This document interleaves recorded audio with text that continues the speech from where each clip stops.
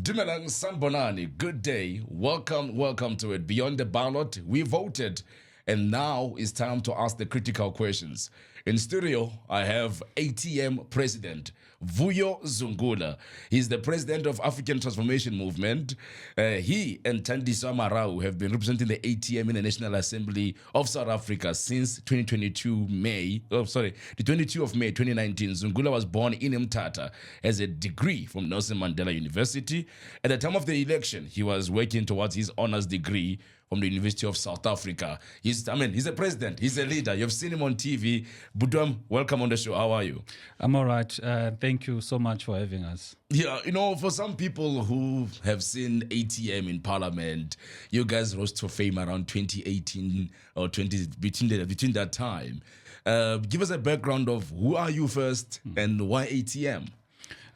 So Vuyo is like an ordinary young black person in South Africa. Sure. Went to school, had some issues with finance or funding, went to work, experienced the systematic racism that we have in white-dominated companies, had to deal with, the spatial issues whereby you travel a lot of kilometers before you go to work. I remember I used to wake up at 4. My first taxi I used to take was at 4:30 from Centurion to Pretoria, then from Pretoria to Joburg, from Joburg to Krugersdorp, from Krugersdorp to Chamdo.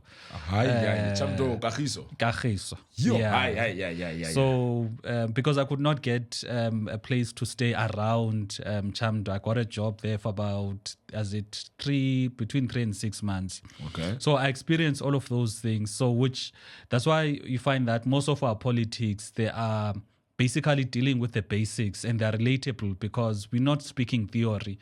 Rather, we're speaking, from our lived experiences, and we are very open-minded as a party, very welcoming. That's why people are so free to go to our DMs and tell us about their issues. If they see us in the streets, we don't have bodyguards whereby people are going to struggle to get hold of you, but a person can easily come up to you and say, "Hey, my leader, please raise 1, 2, 3 in Parliament." So that is who I am. So ATM was basically formed in 2018. It was rather a frustration of those particular religious organizations who are of the view that they've been assisting the ANC because the ANC normally goes to these churches, ask for votes, and after being voted for, there was no consultation with the churches regarding the policies. So the churches found discomfort to say, we are voting for these people, we are getting them into power, but when they're in power, they do not even hear our voices to say, what do we want for the country? It's not even about it was not patronage driven whereby these churches wanted ministerial positions or they wanted tenders. They wanted a voice. They wanted a voice to say, can we contribute into the policy making of the country? Consult us as the ANC. And then from that frustration, there was the discussions amongst these churches where they formed a council of Messianic churches. From that council, then the ATM was born. Now, when the ATM was born in 2018, when we started going out, there was a huge cry from the people to say, but we don't want another exclusive political party, which is exclusively for churches. We want a party that will embrace everyone, but at the core of it, there must be a strong value system, because there is a view to say, one of the things that is wrong in the country is basically our values. That is why, because if you're going to be talking about corruption, put aside the fact that you've got someone in power abusing their power for their own personal benefit. The root causes of corruption is that you've got a person that does not live by the values of Ubuntu. Because if you had leaders that have Ubuntu, you'd not have leaders that are corrupt and end up stealing from the masses. If you had also the masses that had Ubuntu, you would not have the high crime rates that we have, the high rates that we have of people stealing from each other. Because if you are living by the value of Ubuntu, you would know that the other person that is there when you are there because of the other person, therefore you can't harm your neighbor, you can't steal from your neighbor, you can't rob your neighbor. So that is why it became important that there needs to be a set of values that anchor our country. And when you speak about the values, a lot of people be saying, but it's not important. The government many times have been speaking about moral regeneration, Yes. but they've never characterized it to say, but what does it mean? They speak about moral regeneration, becomes political talk. But once you've got organizations that are saying, but let us have a peaceful way of addressing problems. Masibe ngabantu abanobuntu. Let's have a country that is transformed. Let's have servant leadership, and let's have accountability. So those are the 5 values that ATM is anchored on. But then somebody else will say, President, if you are from a church corner and you are pushing for moral regeneration, but also you are living in a liberal world or in the world where certain Christian ethos or Christian views might not necessarily be relevant in a modern day, how do you link up church, religion, beliefs, different beliefs as well? I know that the ATM have said we welcome everyone, whether you're a Christian, whether you're a Sangoma, as long as we are here to represent the spiritual overview. So the question is, how do you marry the two into politics? Yeah, so when it comes to the values that we're speaking about, the values are broad enough to accommodate and anchor all of us. Sure. It is not values or principles that are particular to the Christian faith. It is not values that are particular to African spirituality or particular only to the Muslim faith, but they are encompassing, because if you were to go to any sector, whether you can even go to someone who's an atheist, you ask them about Ubuntu. They will tell you how much important Ubuntu is. Yeah. Ask them about peace. Ask them about servant leadership. Ask them about accountability. So those are the values we as the ATM believe that they unify us.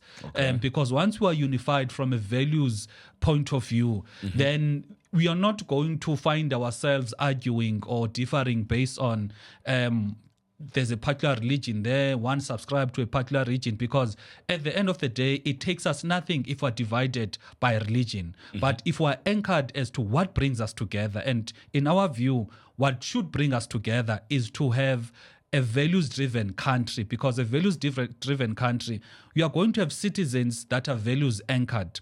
Citizens that are values anchored, you are not going to have the high levels of crime, moral degeneration, etc. But at the same time, the leaders do not come from a vacuum. They do not come from the sky. The leaders that we have are basically coming from the very same communities that we are part of. Yeah. So there's very same leaders now. We are going to have leaders that are values driven, which is they'll have Ubuntu. You won't have a leader that will refuse to account, because he understands that he is in a public position, and because he holds public office, he needs to subject himself to the public via accountability.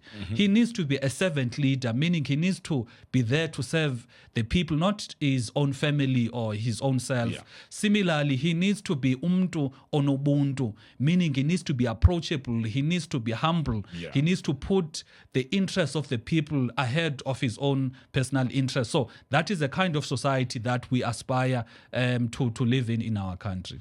In South Africa, we have had different political parties that came with a religious undertone. Freedom Front Plus as well. They speak of themselves as priding themselves with Christianity. There are many other, even during apartheid, some were saying we are Christian, and we couldn't really judge that Christianity based on what they were doing to black people. We also have the ACDP that has been in parliament for the past 30 years. Why didn't you go and join ACDP? Say, ACDP, you are a Christian voice. Here we are a church of Messianic churches. Let's join hands and build a one unified Christian voice in South Africa. What was the difference there? Yeah, with ACDP, even the name says that it is a Christian Democratic Party. Okay. Meaning it is very clear about what informs the foundations of the party.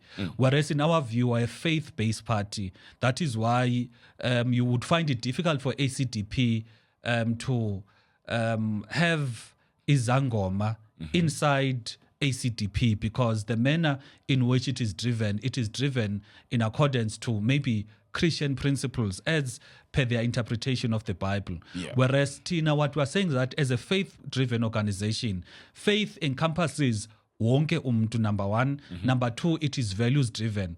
That is why if you're to listen to all of our articulations, whether it is in parliament, it is in rallies, we don't say the Bible says 1, 2, 3, therefore X, Y, and Z must happen. Okay. Rather, we're saying that this is what the problem is. And based from our consultations, our discussions with the various sectors of society, the best possible solution is 1, 2, 3. Meaning we do not enforce our beliefs on the people. Rather, we're saying that on a values point of view, this is what should bring us together. Whether one is Christian, one is atheist, one is Muslim, one is identifying as African indigenous spirituality, all of us can come together and relate and build a country on a values, because values speak to ultimately the spirituality of things. But when it comes to the different religious beliefs, it is people who are going to segregate themselves according to what they believe, from a religious point of view.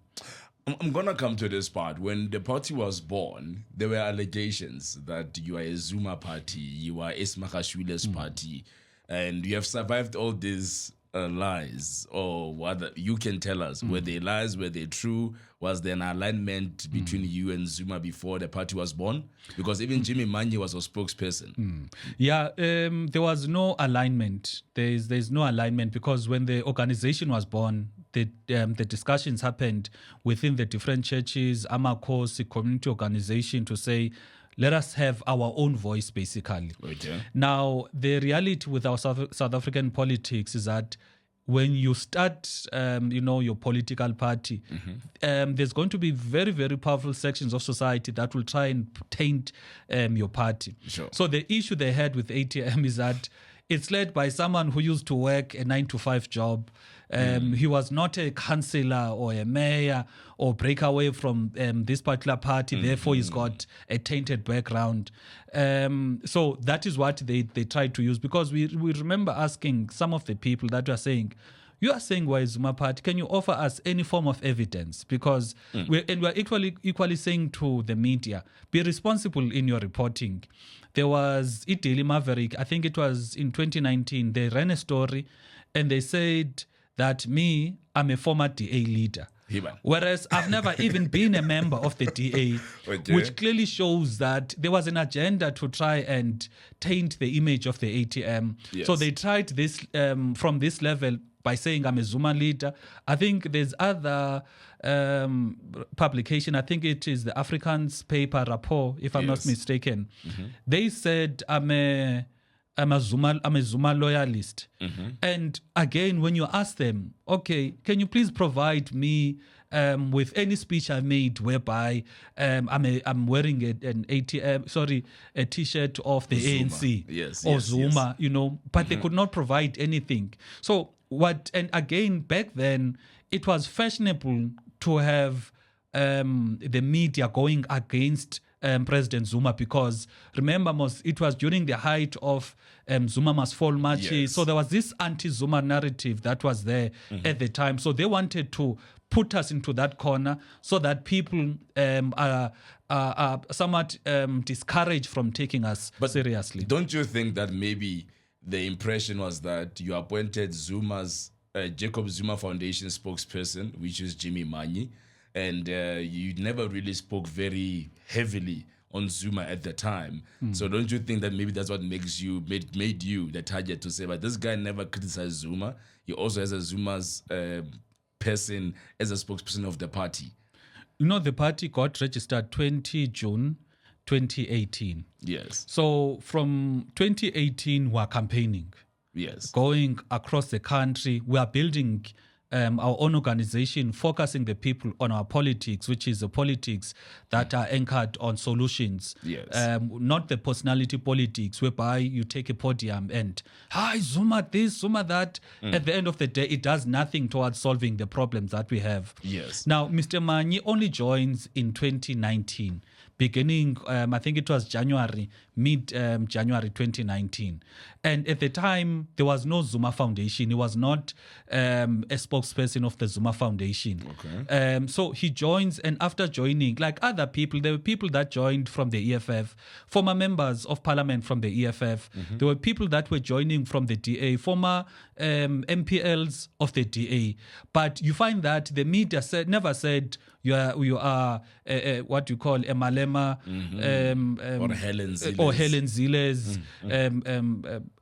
stuff like that. So which clearly shows that the agenda was to align us with President Zuma for whatever purposes they had, which is, in our view, they wanted to discourage people from associating with us because at the time, Mr. Zuma was the most hated person in the country. I think even now he's the most hated person in the country, whereas he's not even in government. But it's winning elections. I don't think it's hated when you're winning elections. On the ground, he's getting, he's loved on the ground. Sure. But the powerful people in our society, I attended one forum and, I was listening to the panel. Yeah. Even if it is not relevant to mention Mr. Zuma, they kept on saying, but President Zuma, and you think about it, President Zuma was president. He got removed as president in February 2018. Sure. It's been more than 6 years without him being in office. But Sure. people are still speaking about him. So it shows the agenda that is there. And, in terms of the media, there's something called agenda setting, Yes. whereby you're going to have cases whereby a lie is repeated enough for people to believe it. And you are going to have other sections of society that other sections of the media that are going to have, are going to avoid speaking, the truth when it comes to the ATM, because there was a report that was done by Fringe Nwala and Kgalema Motlanthe. This report was basically to ask which leaders in the ANC are involved in the formation of any party, whether it is COPE, it is ATM, it is EFF, any political party in our country. And the report on the section of the ATM said neither Mr. Magashule or Mr. Zuma were involved in the running or the founding of the ATM. Okay. But you don't hear that being spoken about enough in the media. But the allegations that were there, it was front paper news. I remember 2019. Yes. 2019. Basishaya, because 2019, we're going to vote, I think, on Wednesday, the 8th. Now, on the Sunday, I think it was Sunday Times. Sure. They've got their placards, black placards. Yeah. They had Ace's hand in the ATM. I remember the headlines, And if you look at those placards, they were all over the country. Go to Guyana, they were there. Go to Delft in the Western Cape, they were there. Go to a rural village, Mkanduli, they were there. Which was clear that there was a certain agenda. And remember, Ace at the time, also he was accused of many things, Yeah. So that is what we had to deal with as a party.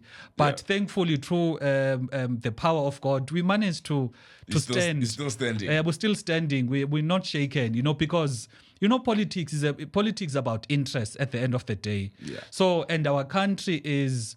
You've got very few families that are owning the economy. Yeah. So you find that the parties that are pro-transformation who are saying, but there's enough resources in terms of the mineral wealth and the economy. Why don't we transform the economy so that all the people benefit? So that is why you find that the people that are owning the economy, they're also owning the media houses.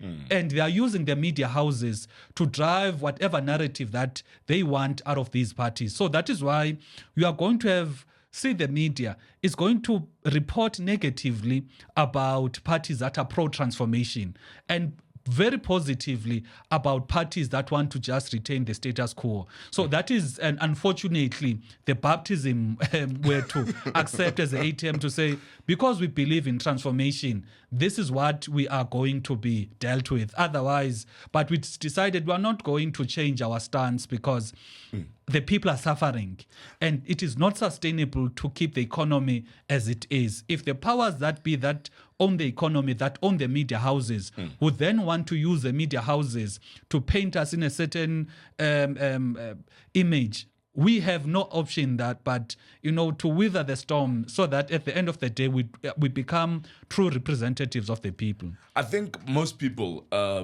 you are right. There is two sides of South African politics. There are those who are on the left who want transformation. There are those who are looking at inclusivity, living together, blah, blah, blah. But then when you look at this political game, like with ATM right now in the sport, most people were saying, even the PAC joined the GNU.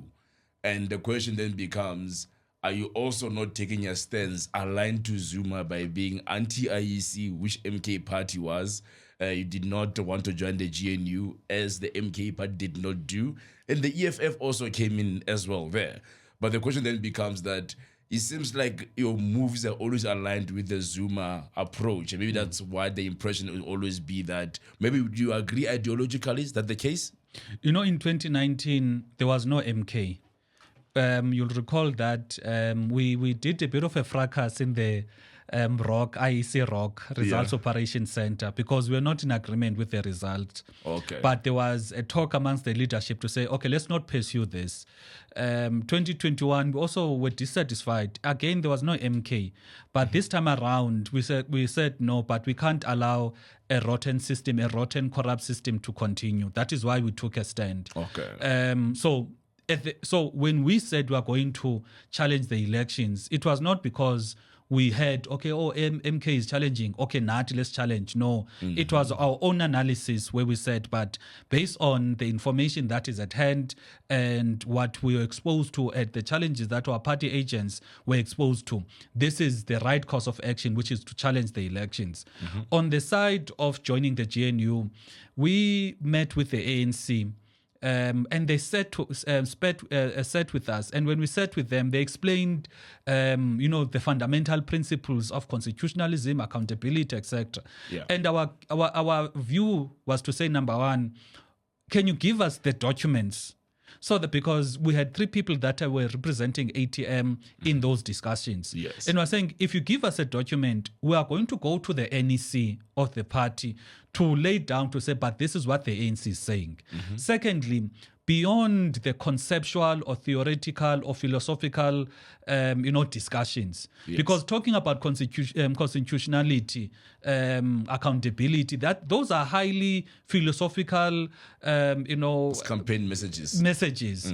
But if you are going to form a government should operate for the next 5 years. And what is expected for the next 5 years is basically a program of action. Okay. What informs a program of action? It is not ideologies, because you have an ideology as a party, and then you reduce it to a manifesto, which is including now the policies, whereby you have a manifesto to say, if you are in government, you are going to do 1, 2, 3 to solve crime, to solve unemployment. We said, what is the program of action for the next 5 years? We could not get an answer.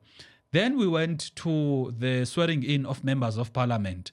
On the Friday morning, ANC and the DA had already had a signed agreement, which showed that the ANC and the DA had actually, in fact, the ANC took the DA much more seriously. That is why they signed agreement with them before the voting of the swearing in of the members of parliament. So you were willing to consider GNU? Yeah, we're willing, because we sat with them, but they could not give us comfort to say, if we join the GNU, there's going to be there's a clear program of action, because you can't get into government, and once you're inside government, then you start scratching your head and you ask yourself, okay, sizothini, when you get into government, there must be a clear program to say, this is what you want to do. And one would expect that with the ANC, with the largest number of votes, would take it upon themselves to draft at least a program of action, so that at least when the parties are joining, there's a clear program to say, this is what practical will be done. Not what we have now, whereby there was no program that was spoken about by the ANC. And then they have a mixed masala of parties that are there. Some are left, some are extreme right, some is mixed masala, mixed veg, And then when you have these issues now, whereby the president is going to say, Russia is our ally, The Minister of Home Affairs is saying Ukraine is our ally. It clearly shows that you're going to have a dysfunctional government because you do not have parties or the actors in government that are speaking in one voice. And remember, when there's a difference between parliament and the executive. Sure. In parliament, you've got 18 parties. It is well and good to have 18 different voices because parliament should be that which is the voices of the people. True. But when it comes to government, you need one voice that is now speaking on behalf of the country to international politics, international issues, or speaking to the citizens of the country to say, as your executive, this is what we are saying. But isn't it, President, that the statement of intent and also maybe the absence of that program of action was informed by the fact that no one expected that the numbers will come out with 40, 20, and some others getting the smaller numbers? Isn't that maybe what prevented the ANC from producing a document immediately? But at least they have a statement of intent. What would you argue in that statement of intent that was not appropriate? No, there was polls. There were polls that were done which placed the ANC between 35 and 40%. Even themselves, they're not even expecting to do well in KZN. They'd already given up, including Gauteng. So they knew, but because they did not plan or provide leadership. So that is why maybe it was deliberate, again, that there's only a statement of intent, because had they gone deeper, which is to develop a program that is aligned to their manifesto as a party, the ideology as the ANC, and the Freedom Charter, chances are it would have rendered the DA not compatible for the so-called GNU. So maybe it was deliberate that they needed to keep things vague so that to allow Abo DA, Abo Freedom Front Plus to be part of the arrangement, so that they use it, the vagueness of the statement of intent as a reason to discard the parties who are aligned to them. Because if you speak about the ANC, they are anchored on the Freedom Charter. Their liberation struggle, it is very clear what they were fighting against. Any sane person, if you're to resurrect Utatu R. Tambo now, or Nelson Mandela, or Bongo Batata that fought for freedom, and you say the ANC got 40%, there's the MK that is a breakaway, that is led by the former President Zuma, there's EFF that is a breakaway, and these are the other parties that are more aligned to the ANC in terms of the transformation, the ideology, the policies. Who do you think the ANC would work with? Those Otatu Tambo, not Otatu Mandela, would basically say there's no way in which comrades are on the left here. Exactly. But do you think maybe on that part, hypothetical question of Mandela, would you say Mandela would be more proud now that the ANC for the past 30 years did not do what they envisioned to or what they said they will do, and now there is that inclusivity within you have your colored parties there, you have your DA, and now the country seems to be more united as the Madiba dream. Maybe it could be that what do you call that thing, that the new dawn flare that hit all of us when Cyril came in, that Tumamina, things are going to change. But now we can actually see DA co-governing with ANC, PAC, Patriotic Alliance, IFP. Everybody has a share in government, and they are actively contributing towards the growth of this country. Do you think that Mandela will be proud that South Africa has managed to unite beyond party lines? I think Utatu Mandela, he would say that in 1994, the country made compromises, or the people that were fighting for liberation made so much compromises to an extent whereby it did not advance the agenda of the people that were oppressed. That is why the people that were celebrating after those CODESA negotiations were the oppressors instead of the oppressed. So I think Tatu Mandela would say, let's not make the same mistake we made in 1994, the mistake of compromise, the mistake of being too inclusive, because this inclusivity politics did not do anything for the oppressed and the marginalized people. Instead, it had made the economy to be more confined in very few families. It had made the land to be owned by very few, the minority. It made, even the unemployment of black people, of the poverty of black people to go up. So I don't think he would be pro that compromise of 1994, because the results in these 30 years, everyone can see what has been the outcome. Rather, I would say, but let's do things differently. And the best way to do things differently, let's align with parties that will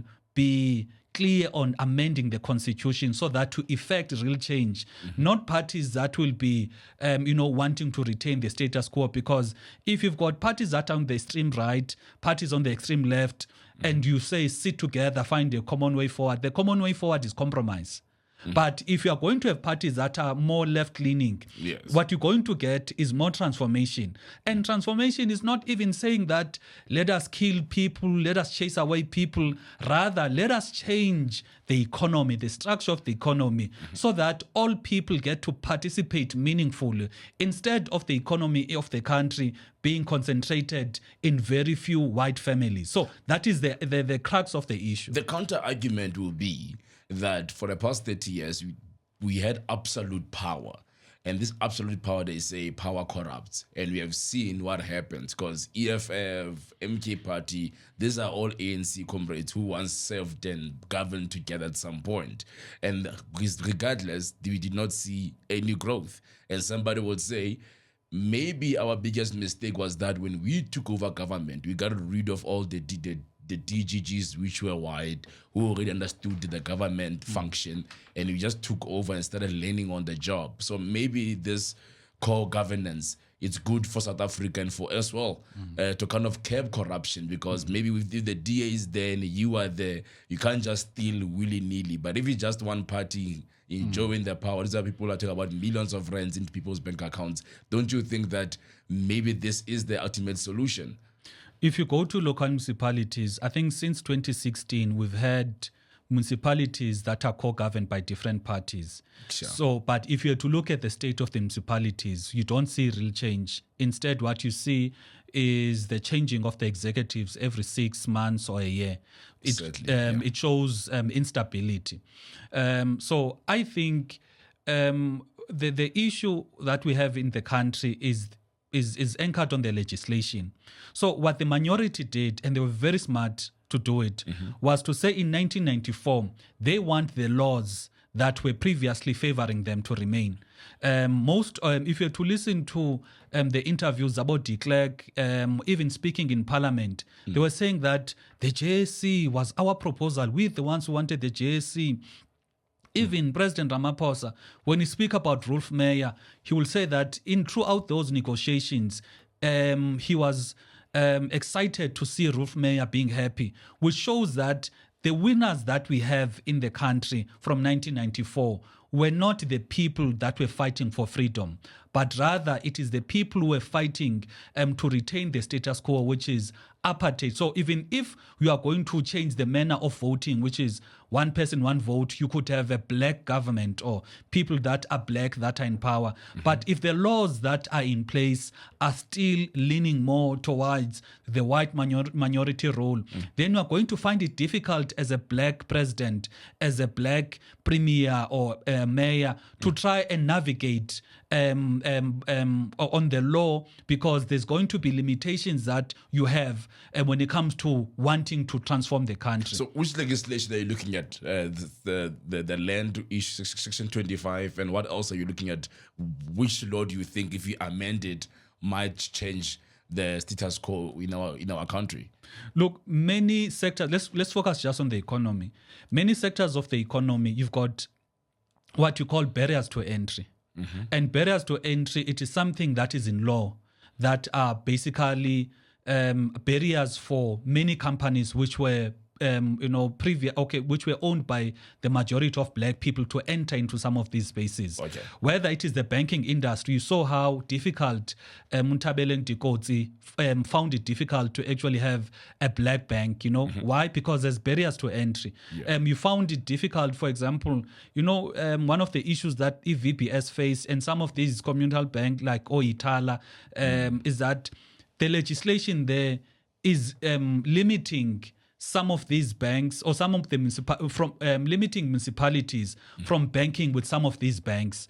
That is why now these municipalities are forced to bank with the big five banks that we have. Whereas if you had legislation that would take into account where are we as a country, what do we want to do in terms of transformation, how can we make our laws to be open enough so that a municipality in KZN can actually bank in Itala Bank. That way, there's going to be more funds that are available to the bank, and there's going to be growth in the bank because they're going to have more funds that would allow them to issue debt and stuff like that. So, but because of the legislative barriers, now it makes it difficult for transformation to happen.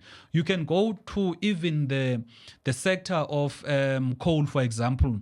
You find that there are barriers to entry. You've got companies that are having evergreen contracts there, they are selling, I think there's one company that was selling coal, which is over 1,000 rands per ton, whereas the NESA recommended rate was like 300 and something. So they are even overcharging. You as a person that is wanting to enter into that space, even if you were to have what you call the best prices, but because there's these evergreen contracts, it makes it impossible for you to get there. So what we're saying, Tina, as the ATM, if we do not change the law, and we're not saying that only the economic laws, but if we have a sit down as a people to say, this is what our constitution is saying, this is how it is limiting us. How can we change from the very onset the constitution so that we've got a constitution that is a reflection of the people, not a constitution that is, the wishes of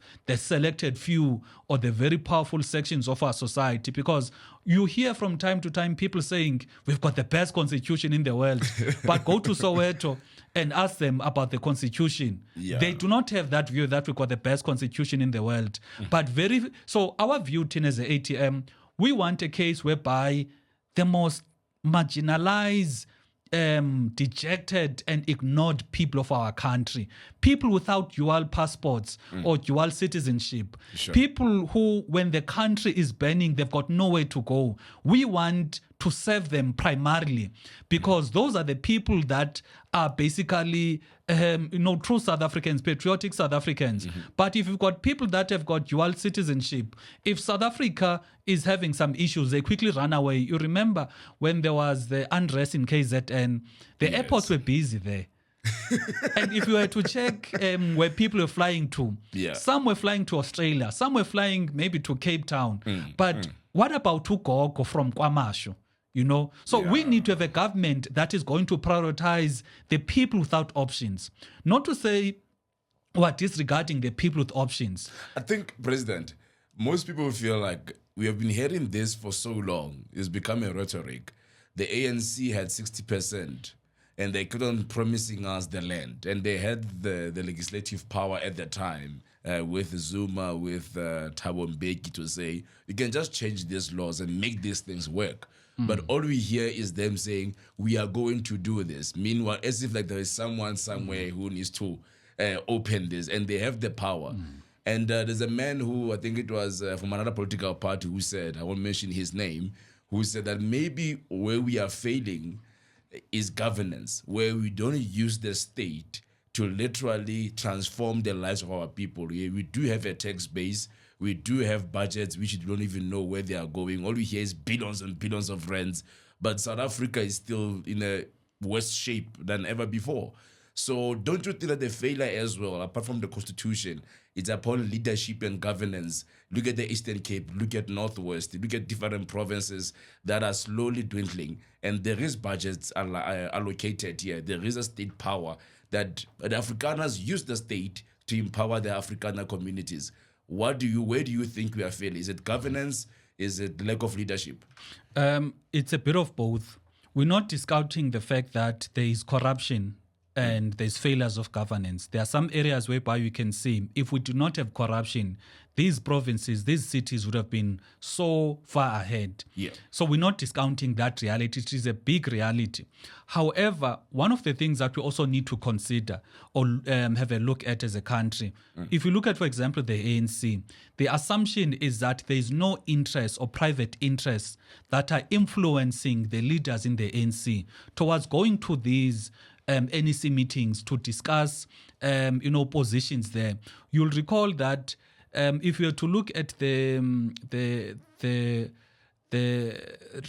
interests, members' interest in parliament, whereby members of parliament are actually disclosing their interests in private companies. Yes. You see how much ANC leaders are so much embedded in some of these private companies. So which would make them difficult to bite the hands that feed them.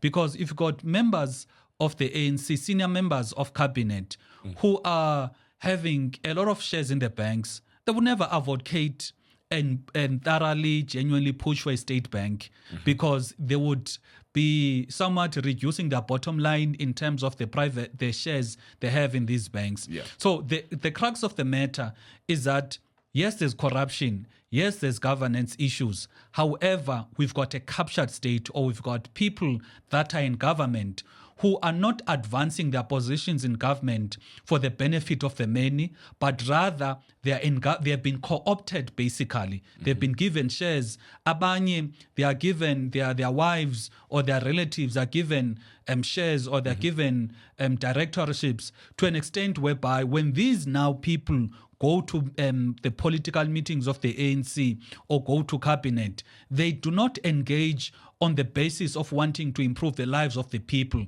but rather to safeguard their interests, their own personal interests, because ngabo abantu who are owners of the mines now, who are owners of some of the farms now, who are owners of some of these companies that are having a dominant share in the economy. So basically, they are compromise based because they are shareholders of this very same companies that they need to be fighting against to empower our people's lives. Yeah. It's not even about fighting against those companies, but it's a matter of, for example, let's look at the banking industry. You have about 5 banks that are having over 90% of the market share. Yeah. You've got even Utito Mboweni, the former minister. He did mention, I think it was on Twitter, about the importance of having a state bank. Yes. And this was a senior member of the ANC.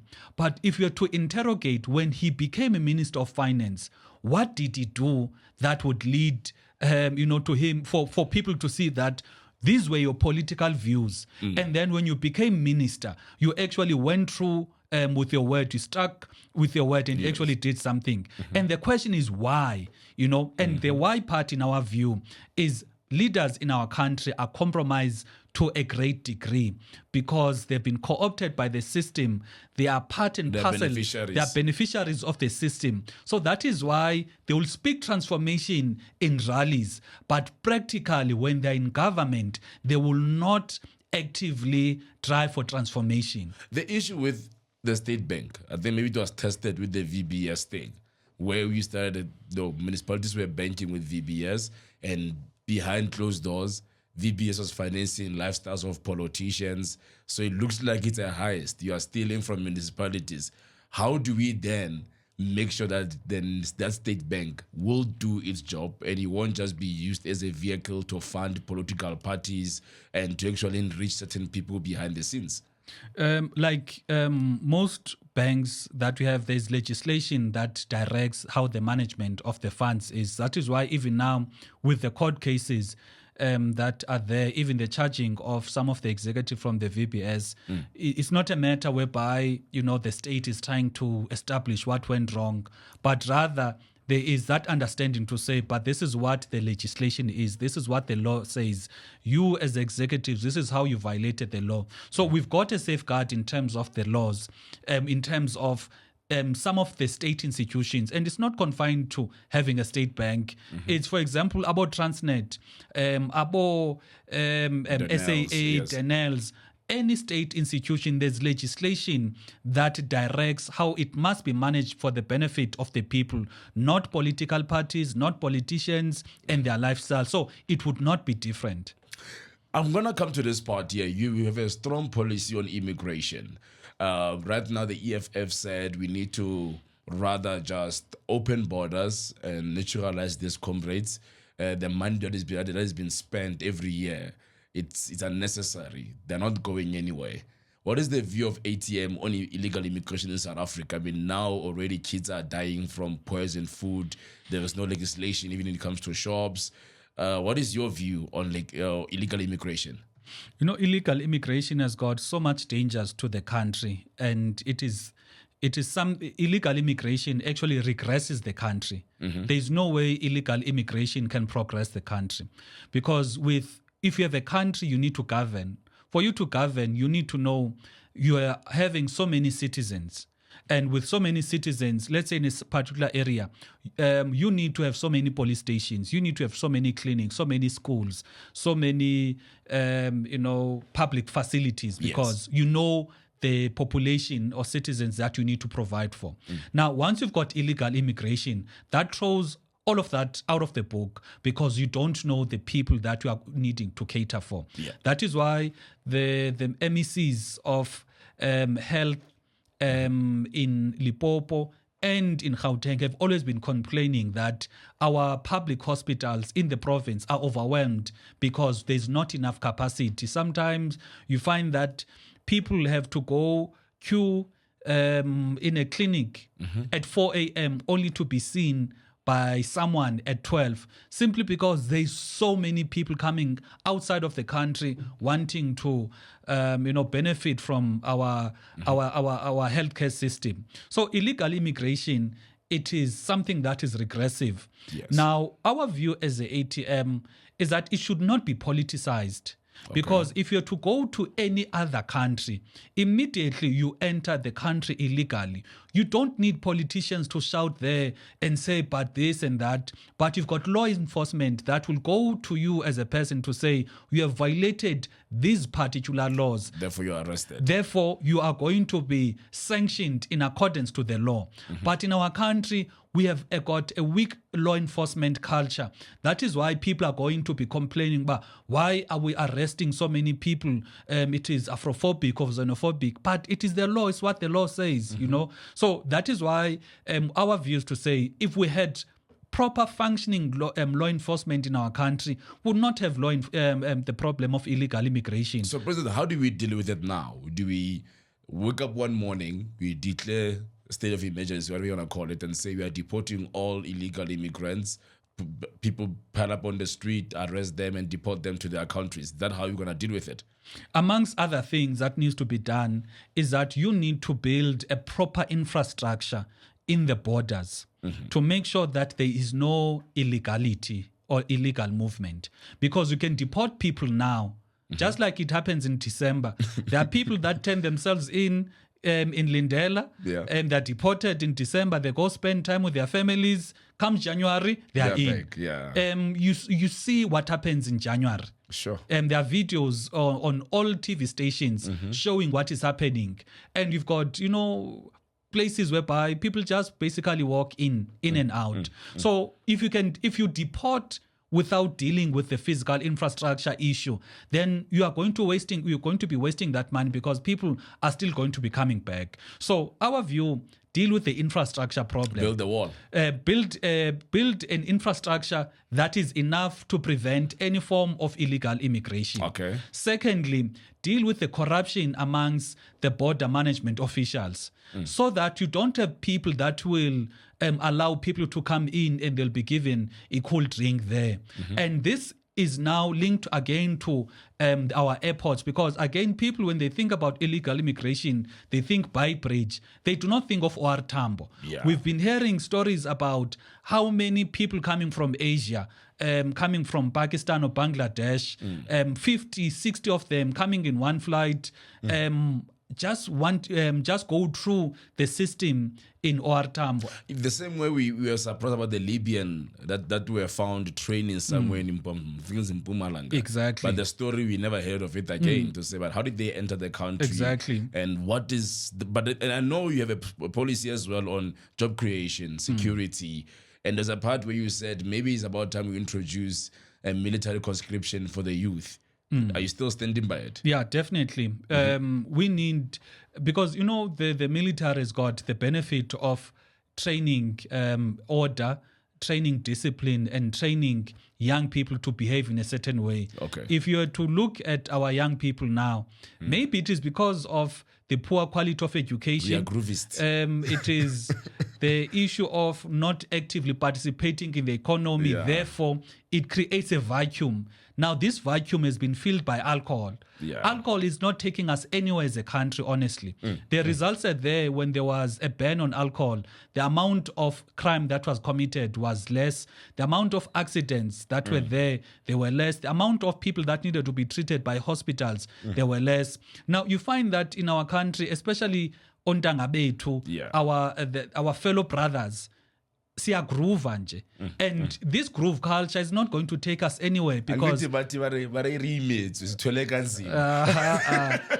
not happen like that. Because we can't, because we've got our brothers, and it's so unfortunate. Yeah. Umntu gets a salary and I spend a yonke on alcohol.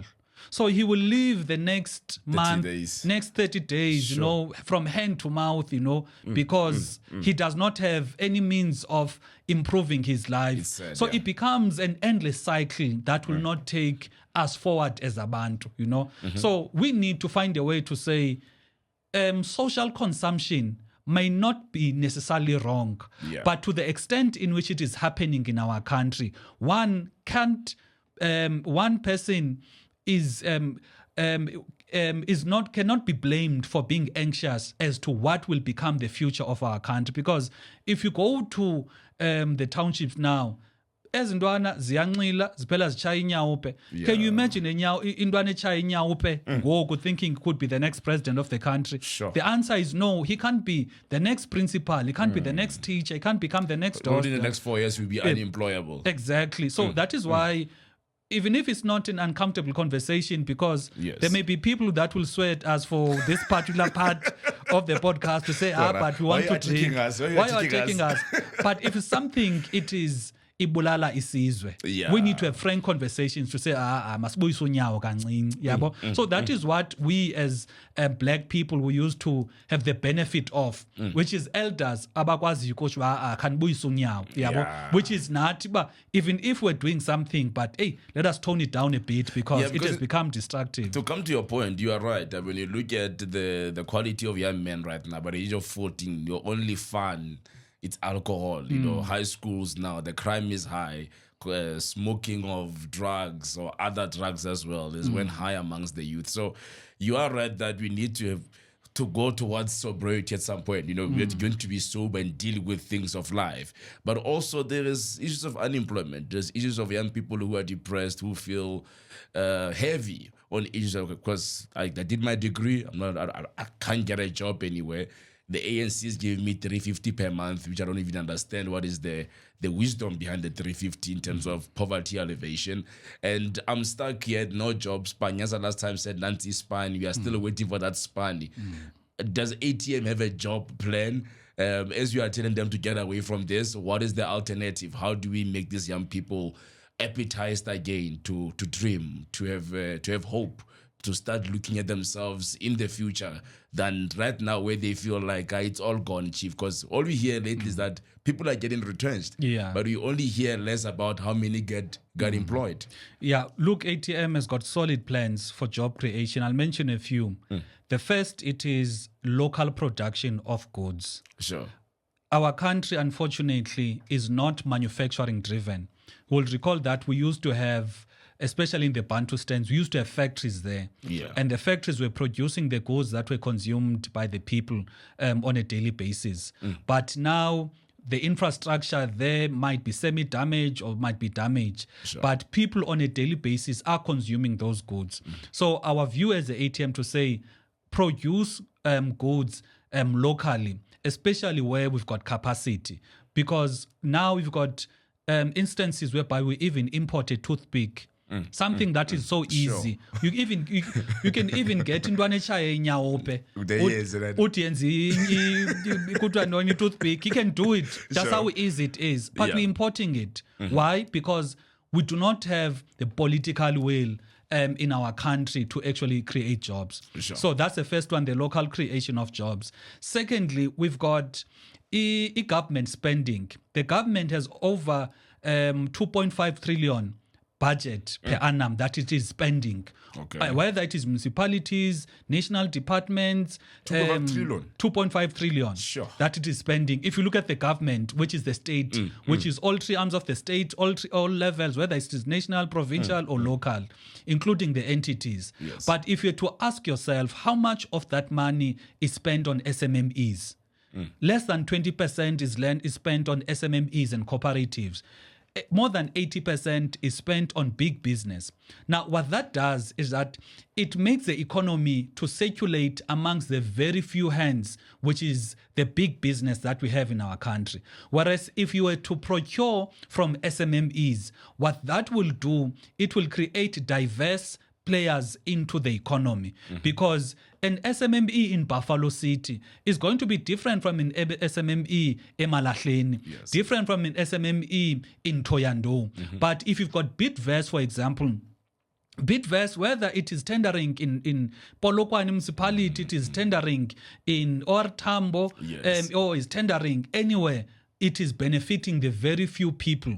Now, that is why you find that companies such as Bidverse have got so much stranglehold over the economy because of this practice by the government of spending over 80% of its budget on big companies. So in our view, SMMEs, they are the biggest creators of jobs, because if you're an SMME, you are doing business here in Johannesburg municipality, and you get maybe a contract with 2 million.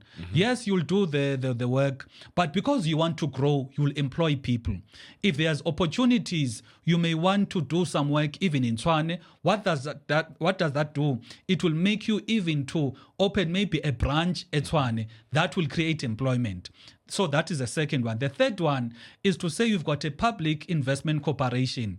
It is managing funds that are over 2.6 trillion. But this over 2.6 trillion is invested not in manufacturing or production-driven initiatives. Sure. Kuzotwa apa, no, there's a mall that is being built somewhere. Yeah. But are we asking ourselves, the things that will be sold in this mall, where are they coming from? Because we don't hear the PIC saying we funded the factories that will produce the clothes that will be worn, that will be sold in these malls. So our view, Tina, is to say, to create jobs, there needs to be a deliberate approach by the government. So those three things alone would be more than enough to make sure that young people get to participate in the economy and participate meaningfully in the economy. And you don't have very few people that are active participants in the economy, but you are going to have different people that are participating in the Are economy. you suggesting another NYDA type of style? Because people are given 100,000, 50,000, and we never saw those businesses waking up one morning. No, what is needed mostly, it is to legislate, for example, to say each and every government entity, whether it's a national department, entity, SOE, whatever, 50% of its budget must go on SMMEs. Because most companies or SMMEs were given the startup capital, but without the market, you're not going to survive. Sure. But if you now as a government, you say the government will be the market for these SMMEs, in the sense that there's no need to buy toilet paper from Bidvest. Rather, you can get someone from Soweto to produce toilet papers, to supply toilet papers, maybe for all the clinics that are there in Soweto, you know. And for example, you go to another sector again. For example, look at the uniform industry. If you've got a child that goes to Curo will tell you, when you want to buy a shirt, you need to go to these are the preferred suppliers of a uniform. Why can't the government say, all right, in Attridgeville, these are the schools, we've got 20 schools that are in Attridgeville.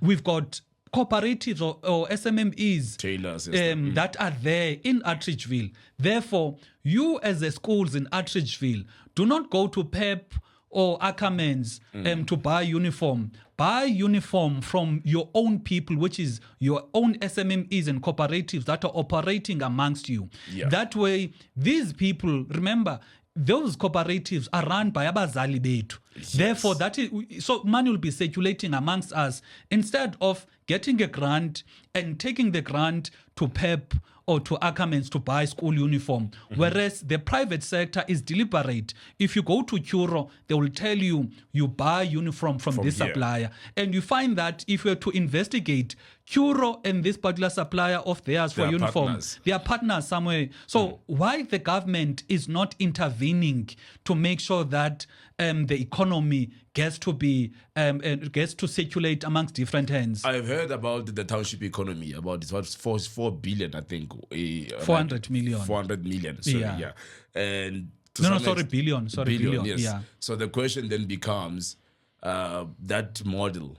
What we have seen now in the township is what my friends, as you call them, Pakistanis, Somalians, and even now we have your Alex Mall, what Mall that are popping up. So how do we then reposition that township economy back to the people's hands?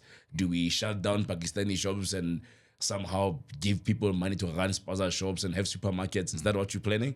Definitely. The law again is saying if you are coming from another country, you want to trade in South Africa, invest a minimum of 5 million. A company must be registered with CIPC, must pay taxes, etc.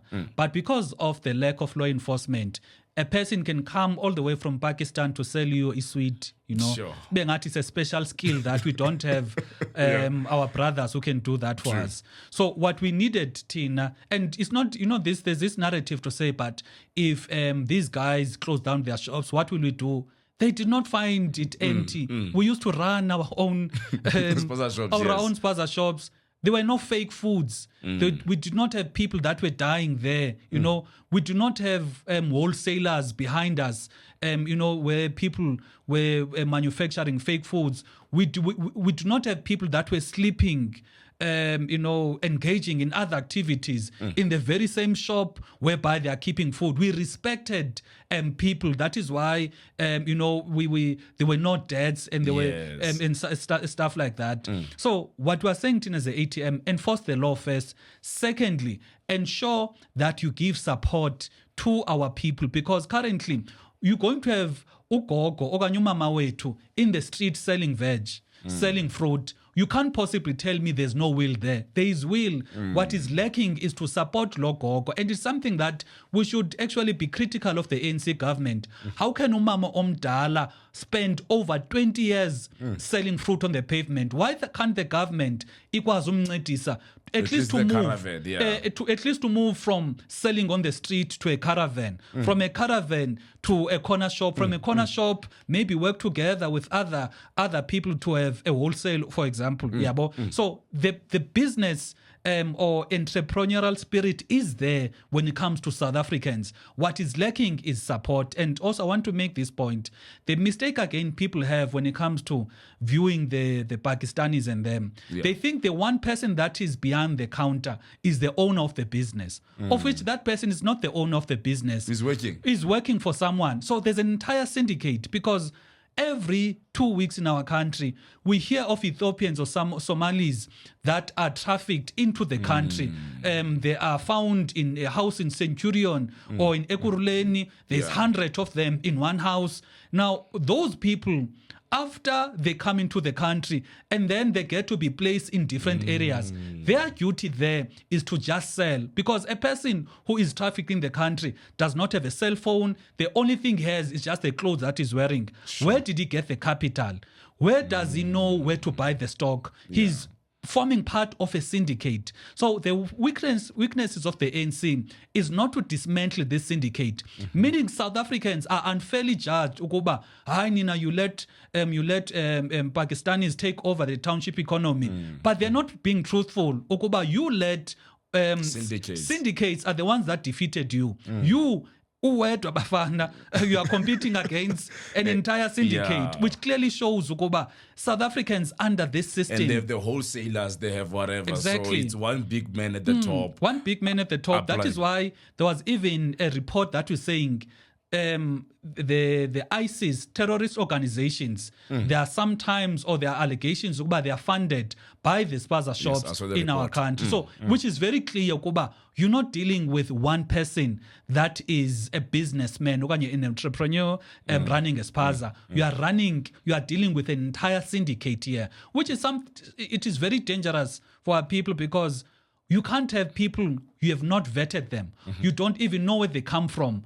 But when they are here, you make them to be in charge of the entire food supply distribution. It's a new monopoly. We put aside the monopoly. But how can you let people who you don't know be in charge of food distribution to the most vulnerable people? Because a poor person, even if the bread has expired, I cannot choice. If the half okanye ikota i-5 rand, une 5 rand, even if uyayibona be expired, because elambile akana choice, funeka ithathile. So that is why it is imperative that the government only has abantu that are vetted, abantu that respect us, who are serving the most poor and the marginalized, because those people are going to be they're going to be caring when it comes to delivering or giving service to those people. But when you've got criminals, if a person is a criminal, comes criminally all the way from Pakistan, Africa, Apa, we can't miraculously expect him to be abiding by the law. Money. Just want to sell and make because money. He's in the country as a result of crime. We can't expect him, now that he's in the country, is going to abide by the SAPS, the National Consumer Commission laws, because and the laws are oil and water, because he came into the country illegally. So we need to have vetted people that could be trusted, people that could be held accountable. Yes. People are dying now. Kids have been dying. Not even one person has been said he's arrested for the sale of that. Why? Because a spaza shop owner who is illegal in the country can sell a lady, and there could be issue. He can easily run ayotengisa ematsulu and walk around. No one will know where is he coming from. So, President, for the sake of time, I think I can have you here for the whole day. Yeah. One last question. Are you still pursuing Pala Pala FM, Pala Pala case? The dollar case. Are you still pursuing it? MPA said there is no case here. You guys are just making a whole lot of noise. They threw it out. Why do you still think that there is a case here in the Pala Pala issue? Because we believe that we must be equal before the law. If there were people that were arrested for holding foreign currency that is above the legally permissible limit, the same thing must be attributed to the president as well. We can't have people, ordinary citizens, me and you, being arrested for having over 25,000 rands in cash, but Yena is judged differently. The second thing is that there are instances whereby there is a former DDG who got arrested for violation of Section 34 of PRECA. That section deals with if you are aware of a theft or a corruption that is above 100,000 and you don't report it to an officer in the DPCI, then you are liable for arrest. She got arrested. Now, the president, when the Section 34 of PRECA also defines who is a responsible person that is required to report. The president, as the sole member of the close corporation, which is in Tabanyoni, was aware of a theft because there was a theft in his farm of over 100,000 rands. Yes. He did not report to the officer in the DPCI, which clearly shows that he did violate. So our issue here... So what about the police that were busy in Mozambique looking for these people who stole the money? Remember, he informed his head of his personal security, Wali Rode. Again, there was no case that was opened. So meaning all activities that were done by Wali Rode are also in violation of our law, because you can't actively investigate a crime as a policeman without a case being opened. So, Tina, what we want is basically to live in a country whereby all people are treated equally before the law. People can say, but hi, Ramaphosa, this and that. Utatu Ramaphosa, he will not be president forever. After 2029 or 2027 or whenever the GNU collapses, he won't be president. What then happens to the person who becomes president after him? Will he say that the people that were there before me were protected when there was issues of money laundering, violation of these laws. Therefore, now let me be protected. Because he could equally commit, again, similar crimes and say, but this is what the NPA, public protector, the Reserve Bank said when it comes to such issues. So he's setting a precedent. Setting a precedent. But if there's accountability, then it's going to make us, because it's not going to happen only at a national level. The premiers, the ministers, the mayors, we need to have a culture of accountability. If you've done nothing wrong, then kunjalo. But in a case whereby there's clear wrongdoing, by his own admission, in terms of what is submitted to the independent panel, he had money, it was not declared, it was over the amount that is needed for declaration. In the couch. In the couch, not even in a safe or something. We can't allow that to be a normality, because it will set a dangerous precedent whereby we need to kiss accountability goodbye. So the charges here are what? Money laundering and tax evasion. The charges here is that from the side of the public protector, from the side of what we push in Parliament, a president is not allowed to have any other income generation activity, meaning he's not supposed to be engaged in other work. You can't be president of the country, NBA CEO. But once he was actively involved in getting money or running an enterprise, and he gave his mental effort there. The public protector said no, because he was not physically in the farm, whereas you could be staying here in South Africa but work in America. Sure. You are mentally, you are giving your effort. You have services that side. Services that side. So that is why he knew, as Mr. Ramaphosa, that there's this buyer. And he's the one who gave an instruction, give that particular buyer these particular parcels of animals. Take this money, put it somewhere else. That is a person that is actively running a business. But if you're not actively running a business, you're just going to hear, okay, this is how we did. Sales gone up by 10% with these issues, not being part of the operational decisions. And even deploy some security to go and look over the matter. State security, for that matter. It's not even security that is attached to the farm. It is a person who is employed by the state, by our taxes, to provide security to him, to his body, not his farm and his assets. But what did they do? He went there. He went to Namibia.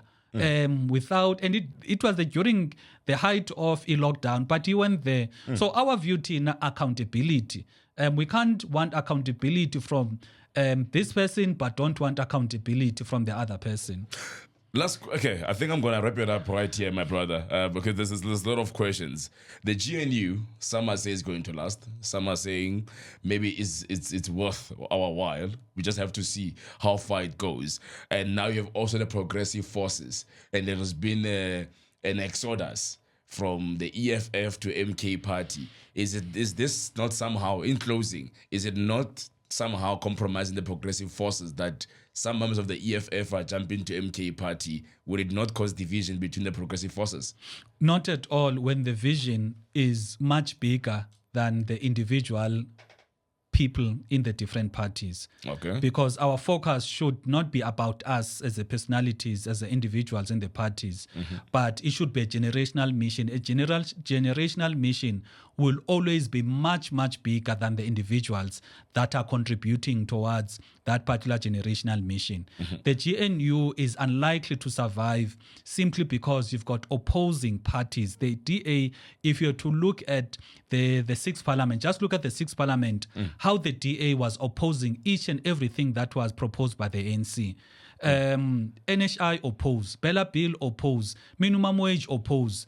So how can you then form a government with a party that is anchored on opposing? And they were not opposing because they were being spiteful. Yes. They were opposing because they genuinely believe in different things. DA genuinely believes that a minimum wage of 3,500 rands, it is very high, it needs to be reduced. Sure. And the ANC believes something else.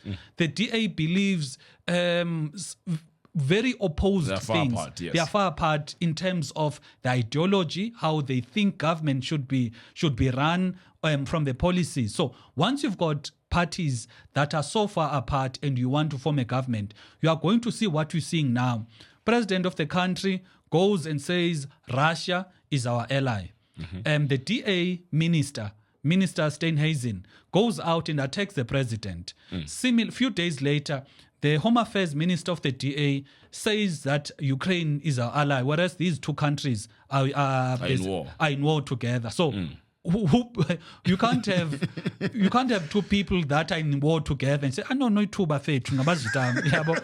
You can't do that. Yabo. No, President, I'm going to let you go. The camera is behind me. We are heading to 2026 local government election. And the people, what will be new in this new campaign, in these new elections? Yeah, I think you came out with still 2 seats in parliament. And are you hoping to get more? What will be new about the ATM going to local government? You have a minute. It's right there, the camera. You must vote ATM. Primarily because since 2019 we got to parliament, we've been consistent on our politics. We've been very clear on the solutions that we have when it comes to reducing unemployment, crime, poverty. Based on that alone, it should be enough for any person to say we need genuine leaders, not leaders who are going to throw away principle because they are wanting to be in cabinet and wanting blue lights. Leaders who just change their principles because they're wanting to amass power for themselves. When you vote for ATM, you vote for your own progression as a person, and you're voting for servant and ethical leaders who put the interests of the people first. Vote ATM. That's the president, Vuyo Zungula. You've heard him. What are your thoughts? Share your comments on the comment section. And yes, remember to share, subscribe, and comment. This was Beyond the Ballot. I am Bafana Modise, proudly brought to you by a podcast party. Tune in, turn up, take action. Ciao, ciao.